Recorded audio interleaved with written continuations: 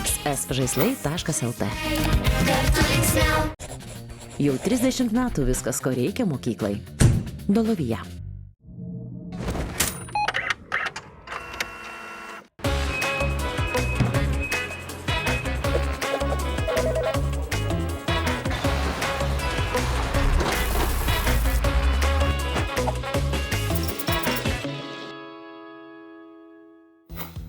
Sveiki, čia laida Noriu dirbti. Mes griauname įvairiausius mitus apie profesijas.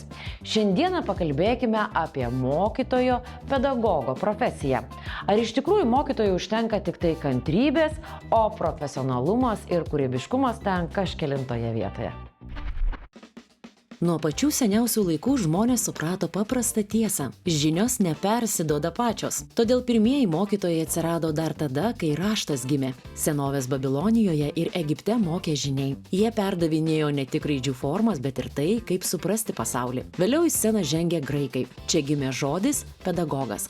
Mokytojas ne tik aiškino, kaip skaityti, bet ir mokė galvoti. Sokratas, vaikščiodamas Atėnų gatvėmis, rodė, kad pamoka gali vykti bet kur. Svarbiausia klausimai ir minties judesys. Viduramžiais mokytojo vaidmenį perėmė bažnyčia. Švietimas buvo sutelktas vienuolynuose, o mokytojas dažniausiai kunigas, mokantis ne tik rašto, bet ir moralės. Tik renesansas ir universitetų augimas atvėrė kelią platesniam mokytojų sluoksniui. Žmonėms, kurie jau matė mokymą kaip savarankišką misiją. Tikras lūžis įvyko 17–18 amžiuje, kai Europoje pradėtos kurti pirmosios mokytojų rengimo mokyklos, o kai 19 amžiuje valstybės pradėjo kurti privalomo švietimo sistemas, mokytojas tapo tuo, kuo jį pažįstame šiandien – profesionalų, ugdytojų, žmogumi, kuris formuoja ateities kartas. Nuo žinių iki universitetų dėstytojų, nuo molinių lentelių iki šiuolaikinių klasių. Mokytojo istorija yra žmonijos kelionė. Ir kad ir kiek keistųsi laikai, vienas išlieka. Mokytojas yra tas, kuris ne tik perduoda žinias, bet ir įžiebia norą mokytis. Pristatome pirmąjį šios laidos herojų. Esu Marija Višniauskaitė, darželių tinklo Vaikystės sodas veiklų vadovė. Labas, saugom vaikai gerai, saugom lapą, nes mums reikės atlikti darbelį su juo. Pažiūrėkite į šias mažas akis. Jose matyti džiaugsmas, smalsumas ir noras pažinti viską, kas vyksta aplink. Jie dar tik pradeda savo kelią. Todėl mums, suaugusiems, labai svarbu būti šalia taip, kad jų nesustabdytume ir nesugadintume to natūralaus noro tyrinėti pasaulį. Mums tereikia ramiai lydėti, padėti ir leisti jiems augti savo tempu, drąsiems, smalsiems ir laimingiems. Ar teisingai suprantu aš, kad tai, ką tu įdėgiai vaikui, kaip su juo kalbėjai, ką jisai sužinojo, kokia jo psichologinė būsena, viskas gina nuo darželio, nuo tų ankstyvųjų laikų? Tikrai taip, nes ikimokyklinis amžius yra ypatingai svarbus, kai labai sparčiai vystosi vaiko ir pažintiniai, ir socialiniai, ir emociniai gebėjimai, kai jisai labai sparčiai mokosi dalykų, nors dažnai manom, kad tokie ikimokyklos mokymasis yra labiau priežiūra, žaidimai, kad vaikas būtų pavalgęs, pamiegojęs, bet tai iš tikrųjų nėra tiesa, nes tokio amžiaus vaikai mokosi ir vystosi ypatingai sparčiai. Bet smagu, kad vis daugiau žmonių supranta, kad tas ikimokyklinis ugdymas iš tikrųjų yra be galo svarbus. Ir būtent tai yra tas amžius, kai susiformuoja vaiko vertybės ir paskui jam užaugus jos labai mažai keičiasi. Tai ko vaikas išmoks tuo metu, kai jisai yra ikimokyklinio amžiaus, labai didžia dalim priklausys ir to, kaip jam seksis mokykloje, kokias jis turės vertybės, kaip jam seksis užmegzti santykius, juos puoselėti, koks jis bus žmogus ir pilietis. Pažiūrėkite į šią mokytoją. Ar ji šoka vien todėl, kad turi begalę kantrybės? Vargu. Greičiausiai ji šoka todėl, kad tai jos pašaukimas, nes tikra mokytoja moka džiaugtis kartu, įkvėpti ir būti šalia taip, kad net paprasta akimirka taptų mažai šventės trupiniais. Pristatome sekantį laidos herojų. Aš esu Evelina, Vaikystės sodo mokytoja. Yra labai dažnai sakoma, nežinau, galbūt čia iš tų senųjų laikų atėję, kad mokytojo specialybei reikia tik kantrybės, kad nuo mokytojo profesionalumo ar nepriklauso, kaip tas vaikas bendraus ir kiek jis norės mokytis. Be abejo. Į jūsų posakį atsakysiu posakiu. Aha. Ką duosi, tą ir gausi. Visiškai sutinku su tuo, teisingai. O vaikasgi jis toksai yra, jisai taip viską tiesmukiškai ir supranta, ar ne? Jisai negalvoja, kažkokių nemanipuliuoja, kaip mes kartais suaugę žmonės, ką ten pagalvoja, kas ką pasakė. Vaikas, kaip jisai mato tam savo kytėm, taip ir jisai suvokia tą šilumą ir tą meilę. Be abejo, ryšys tarpusavio, ryšys tarp vaiko ir mokytos yra ir labai svarbus ir ugdymo prasme, dėl to, kad jisai tavim pasitikė, jisai žino, kad tu jį tikrai išmokysi, jeigu jisai atsisėdė prie užduotėlių ir jisai nedrįsta mokytos paklausti, kaip man atlikti šitą užduotį, tai ir jisai gali išmokti, tikrai ne. Ne, tikrai ne. Na, mums svarbu ne tik vaikų akademinės žinios, matematika, gamtos mokslai, anglų kalba, raštingumas, tačiau mes ugdome ir vaikų emocinį intelektą. Tai pirmiausias, svarbiausias žmogus, aišku, mokytoja, kuri padeda vaikams susireguliuoti emocijas, jeigu jos ištinka stiprios ir sunkiai valdomos, nes mažai to padaryti patys negali, žinoma. Aišku, jeigu nervų nelaiko, tai nelaiko nervų, jeigu noris paverkti, tai noris paverkti.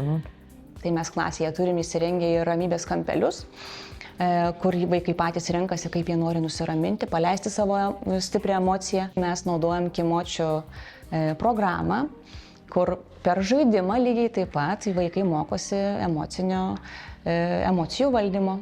Tai turim žaisliukus, su kuriais vaikai analizuoja įvairias situacijas, kaip elgtis maloniam, kaip naudoti ramų balsą, ramų toną, ramų veidą, ramų kūną ir kaip save suvaldyti sunkiose akimirkose. Geras, jie tokie, iš tikrųjų, tokie faini vaikučiai, jie tokie nori ir bendrauti, ar ne labai?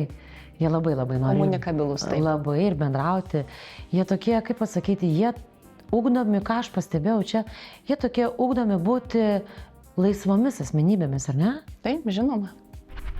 Kartu su mokytojais jie nuolat keliauja, leidžiasi į žygius, lankosi muziejuose, miesto renginiuose, bibliotekose, vyksta į teminės išvykas. Kiekviena kelionė tampa natūralia mokymosi dalimi. Jis suteikia naujų įspūdžių, žinių ir padeda geriau suprasti tai, apie ką kalbama klasėje. Mes tėvai dažnai neturime laiko, skubame pasirūpinti materialiais gyvenimo poreikiais, o ne visada galime sustoti ir būti šalia tiek, kiek norėtume. Bet mokytojas, jei jis tikras teisingas, neretai tą padaro už mus, pamato, išgirsta, sustabdo, parodo ir palydi ten, kur vaikui labiausiai reikia.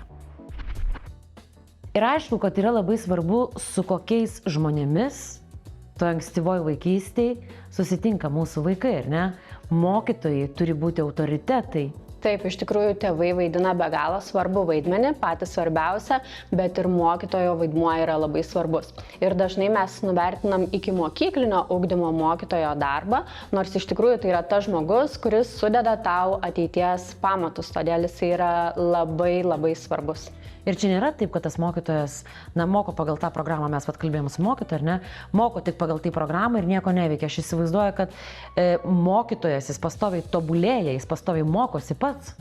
Taip, iš tikrųjų vaikystė, sode mokomės mes visi ir tai yra tokia natūrali darbo kultūros dalis.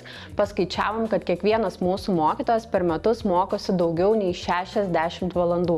Ir tai tikrai nėra tos valandos, kai tu turi tiesiog nuobodžiai atsėdėti ir gauti kažkokį pažymėjimą, bet labai stengiamės, kad tie mokymai būtų kuo aktualesni kiekvienam mokytojui. Ir kad įdomus, įtraukiantis. Jie būna tikrai labai įdomus, labai įtraukiantis ir svarbu, kad tai yra tie dalykai, kuriuos jie gali kitą dieną iš karto nusinešti į klasę ir jau taikyti kažkokius naujus išgirstus metodus, naujai bendrauti su vaiku, atnešti kažkokią tai inovaciją. Tai tie mūsų mokytojai kviečiamės ir lektorius, kurie būtų tikrai įdomus. Yra ir edukologų, ir psichologų, ir neuromokslininkų, ir gamtininkų, ir kompozitorių, žodžiu, kad mokytams būtų tikrai įdomu ir naudinga. Nežinau, ar aš pati teisingai elgiausi auklėdama savo dukrą, bet man niekada netrodė, kad draudimais galime ko nors pasiekti. Ne, aš irgi taip nemanau. Mes daug dėmesio kreipiame pozityviai disciplinai. Tai reiškia, kad mes ugdome vaikų kritinį mąstymą, jeigu nutiko kažkokia situacija, mes nepuolam bausti, ką čia dabar padarėjai, ar ne? Dažnai tėvai taip daro. Dažnai tėvai taip daro, mes nedarom taip. Mes vaiko klausiam, kaip tu manai, kaip galėjai kitaip pasielgti šitoje situacijoje? Kaip tavo draugas galėjo pasielgti kitaip šitoje situacijoje? Kalbant apie ankstyvąjį ugdymą, vis dar atsiranda manančių, kad vaikams reikia leisti tik žaisti, nes kitaip atimame jų vaikystę. Tačiau žaidimas ir yra vaikystė, natūralus būdas pažinti pasaulį, mokytis ir augti. Todėl priešinti ugdymą ir žaidimą tas pats, kas bandyti atskirti dvi neatskiriamas dalis. Geras ugdymas šiame amžiuje remiasi žaidimu, o žaidimas savaime yra ugdymas. Ir vis dėlto, ar galite patikėti, jog jūsų 3 metų vaikas jau žino, kas yra čiurlionis? Tėvai dažnai nustemba, kad jų mažyliai atpažįsta žymių dailininkų, poetų ar kompozitorių kūrybos ženklus. Ir man šiandieną tai buvo nuostabu, aš pamačiau, 3 metų vaikas skaičiuoja, 1 klasės kursas, 2 + 3 = 5. Ir žinot, kas yra smagiausia, kad jie visų šitų dalykų išmoksta nesimokydami. Jie visų šitų dalykų išmoksta tiesiog žaisdami. Ir džiaugiamės, kad pas mus, pavyzdžiui, vaikystės sode 85% 5-mečių jau skaito, o 75 pasiekia aukštą matematinio mąstymo lygį. O 89 geba atpažinti savo ir kitų emocijas. Kalbu apie daug skaičių, nes iš tikrųjų esam tikriausiai vienintelis toks darželis, kuris labai sistemingai sekame ir tuos skaičius ir rezultatus ir juos labai plačiai viešiname ir jais džiaugiamės. Netrukus keliausime į mokyklą, kur susidursime su to pačiu mitu. Esą mokytojas tik kantrus. Ir čia vėl jį paneigsime. Tikras mokytojas derina profesionalumą, kūrybiškumą ir gebėjimą lydėti vaiką.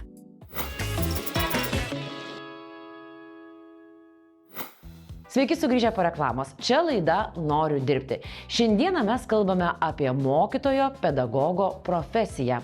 Mitas toksai. Ar iš tiesų mokytojui reikia tik kantrybės? Ar reikia profesionalumo ir kūrybiškumo, kad galėtų dirbti savo mylimą darbą? Taip, o kaip atsiminti tą numerį, vaikai? Na, o dabar iš darželio keliaukime į mokyklą. Mokytojai kasdien susiduria su naujomis šio amžiaus mokinių subtilybėmis ir stengiasi tobulėti kartu su vaikais. Pristatome sekantį laidos herojų. Esu Dovilė Manukijan, Kauno karalienės Mortos mokyklos vadovė. Mūsų mokyklos vizija ir yra drąsus visą gyvenimą besimokantis, jau užduoda tą toną, kad kiekvienas čia atėjęs, ne tik tai mokytojas, bet ir vaikas, tėvas, turi jam iškeltą lūkestį mokytis, siekti žinių ir tobulėti. Ir neužtenka vien tik tai žinoti ir išmanyti ugdymo programą, Taip. Bet reikia matyti plačiau ir būtent mūsų mokytojams tą matymą plačiau duoda ir turima mūsų mokyklos steigėjos daktarės Austėjos Landsbergienės kontekstinio ugdymo programa. 2024 m. rudenį Karalienės Mortos mokykla tapo tarptautinio bakalaureato pradinio ir pagrindinio ugdymo programų mokykla kandidate. Mokytojai mokosi ne tik profesinių dienų metu, bet ir keliauja per tarptautines mainų programas, tokias kaip Erasmus+ ar Nordplus. Tokios patirtis praturtina kasdienį darbą, o svarbiausia leidžia mokytojams augti kartu su vaikais. Pristatome 4. šios laidos herojų. Esu Tomas Bliujus, Kauno karalienės Mortos mokyklos istorijos mokytojas. Norint ugdyti pilietišką mokinį, reikia kritinio mąstymo.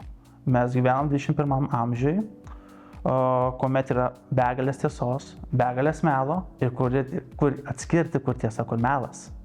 Ir turėti savo nuomonę. Ir turėti savo nuomonę. Va čia yra svarbiausia ją pagrįsti, išklausyti kito nuomonę ir nenueiti, neapimbėti, bet argumentuoti, nueiti į diskusijas, rasti tą tiesą. Tas yra labai svarbu. Čia gal skambės taip labai šabloniškai, bet tiesiog, kad būtų teisingas ir prieš save, ir prieš visuomenę. Taip, o tai yra pakankamai Daug. sunku. Taip, Ir sunku išugdyti, nes tokio kaip pilietiškumo mes neįbruksim, mylėk savo valstybę, tautą, papročius, tradicijas kokius nors. Tai yra ugdoma nuosekliai ir palaipsniui. Ir jeigu bus kažkur spragos, mes po to galime atsiliepti, vis dėlto šitie vaikai kurs mūsų ateitį.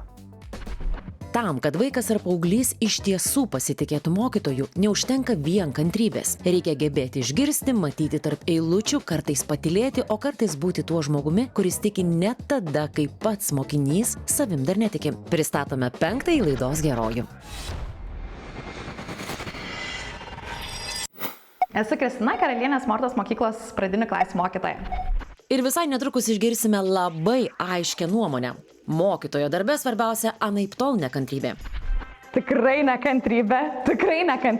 Kantrybė eina šalia, kai tu turi išklausyti, kai tu nori išgirsti tą istoriją, bet jeigu tu esi susikaupęs, žinai, kad reikia patylėti, tai turi tas empatijos, visas tas žinias, visas psichologinės žinias, pats bandai jausti tą situaciją, tai kantrybė eina visada tik tai tiesiog šalia, kad tiesiog aš esu nepametęs galvos, aš kantriai išklausau.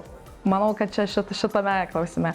Ko daugiau reikia, tai yra beprotiškai daug įgūdžių, nuo psichologinių iki empatinių, iki dalykinių žinių visų šitų, kur gamta, aš kadangi esu pradinų klasių mokytoja, tai turim turėti ir gamtos žinias, ir matematikos, ir lietuvių kalbos, ir menų, ir tada turi turėti komunikavimo įgūdžius, tada turi pasakoti informacinės technologinės įgūdžius ir tai yra tikrai labai sudėtinga, atrodo kartais, bet tuo ir pačiu įdomu. Mokytojai turi būti ne tik profesionalūs, bet ir kūrybingi. Tik taip jie gali įkvėpti mokinius. O mokantis patiems svarbu stebėti savo augimą, vertinti įgytas žinias ir nuolat ieškoti naujų būdų tobulėti. Visada, kaip sakant, esat šalia ir sakot mokytojai, laikas jau perskaityti naujas žinias. Visiškai teisingai, bet ne tik tai šalia, bet kartu su jais.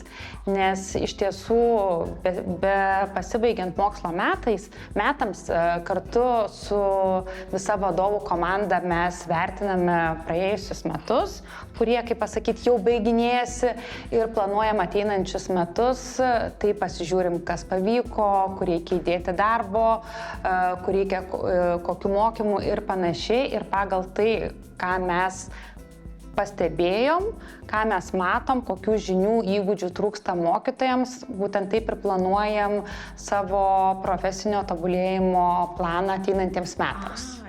Žinot, kas man atrodo labai svarbu? Man atrodo labai svarbu, kad tas vaikas klasėje jis būtų pastebėtas kaip kiekvienas unikalus. Visiems, kaip sakant, nepritaikysi to pačio šablono. Taip, tos vienos kurpelės visiems netinka. Tai ką mes ir darom mokykloje, ką kiekvienas mokytojas, tai yra, kiekviena esybė, tai yra diferencijavimas. Jisai visų pirma mato ne tik užduotis diferencijuoja, bet ir pateikimo būdą. Tai yra labai svarbu, nes užduotis tai yra lengviausias būdas, kad tu suskirstai tas užduotis, kaip tau reikia. Bet jau pateikimo būdas yra jau čia didžiausia kūryba. Nes pateikimo būdas, tu turi stotelių principų gali daryti bet kokiu kitu tokiu principu, suskirstant ir užduotis, ir vaikus, kad jie jaustusi ir su mokytoju kartu, bet tuo pačiu ir su klasės draugais tokiu pačiu tempu. Nes tas diferencijavimas ir leidžia jiems pamatyti save kaip aukštesnioji toj terpėj, kad aš galiu pasiekti šitą rezultatą ir taip džiaugiuosi, kad aš pasiekiau tą rezultatą, nors jeigu tu ten turi frontinę pamoką ir tu galvoji, oi, čia aš nieko nesuprantu, ir per tą diferencijavimą, kai mokytojas tinkamai padiferencijuoja ir būdą, ir užduotį, ir tada mokinys jaučiasi, kad aš jau pasiekiau ir galiu. Tai čia yra tikrai svarbiausia esybė šiuo metu, nes nėra nei vieno vienodo vaiko. Gebėti žvelgti kiekvieną vaiką gali tik tas mokytojas, kurį veda pašaukimas. Tas, kuris netaupo savo energijos ir kiekvieną minutę skiria šalia esančiam vaikui. Kiekvienas vaikas mokytojo pateiktas užduotis atlieka savaip. Todėl tik toks atsidavimas leidžia juos suprasti, palaikyti ir padėti augti drąsiai bei pasitikėti savimi. Tai šiemet mes keliavom, pavyzdžiui, į muziejus, jie ieškojo atsakymų. Ar 9 fortas, pavyzdžiui, slepia paslaptis kokias nors. Vaikai būtent nagrinėjo kasdienį vaikų gyvenimą Gete, Kaune. Geras. Tai būtent ką jie darė, jie pradėjo pirmiausia mokyklai susirinko informaciją, kuri prieinama internete, literatūroje. Tada važiavom į muziejų, ten turėjom edukaciją būtent apie tą gyvenimą ir tada jie turėjo grįžti apibendrinti. Nestandartinės užduotis ir mokytojo kūrybiškas netikėtas požiūris labai stipriai sujungia mokytoją su vaiku. Kai vaikui įdomu, jis su entuziazmu neria į žinių pasaulį. Pasidalinsiu ne per seniausiai turėtų pokalbių su vienu kandidatu, nes labai tinkamas pavyzdys mūsų pokalbį, kurio metu aš paklausiau kandidato, kurio iš tiesų gyvenimo aprašymas buvo stulbinantis, tikras savo dalyko ekspertas ir toks žmogus yra iš tiesų kiekvienos mokyklos svajonė. Ir pokalbio metu aš išklausiau, kaip jūs galvojat, koks yra pagrindinis mokytojo tikslas mokykloje. Ir kandidatas pasidalino, kad mano pagrindinis tikslas mokykloje yra išmokyti savo dalyką. Ir jeigu tikrai jūs galvojate, kad aš ateisiu ir vaikysiuosi vaikus koridoriais, valysiu jiems nosį, tai tikrai ne. Ne, čia jau nebetinka. Jau ir aš neprofesionaliai, bet aš tikrai suprantu.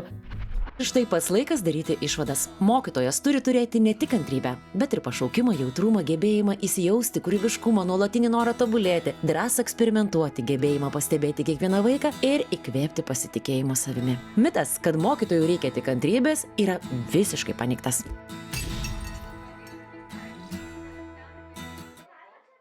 Dėkojame savo draugams. CV Online – tai ne tik darbo skelbimų portalas, bet ir stiprus personalo paieškos, atrankos ir įvertinimo paslaugų teikėjas, kuris stengiasi būti geriausiu partneriu darbdaviams, ieškantiems darbo ir darbuotojams.